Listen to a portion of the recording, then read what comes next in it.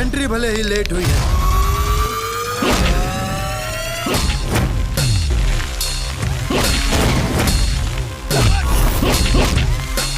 लेकिन एग्जिट बेटा। नमस्कार दोस्तों, आप लोग देख रहे हैं बानी भोजपुरी हिट न्यूज चैनल में बहुत बहुत स्वागत है। आप लोग के बता दी कि प्रदीप पांडे, चिंटू जी और काजल अगवानी जी के फिल्म रहे दोस्ताना, जो कि फिल्म सिनेमाघर में तबाही मचावे के बाद आप लोग के अब टीवी पर देखे के मिली, वर्ल्ड वाइड टेलीविजन पर देखे के मिली। कब और किस दिन देखे के मिली, फुल्ली जानकारी जाने के बाद तो हमनी के चैनल वीडियो के लाइक करी और हमनी के चैनल पर नया बानी तो सब्सक्राइब करी। आप लोग के बता दी कि प्रदीप पांडे, चिंटू जी और काजल अगवानी जी के फिल्म रहे दोस्ताना वर्ल्ड वाइड टेलीविजन पर देखे के मिली 19 दिसंबर के शनिवार शाम 7 बजे, जो कि टीवी चैनल के नाम बा भोजपुरी सिनेमा पर।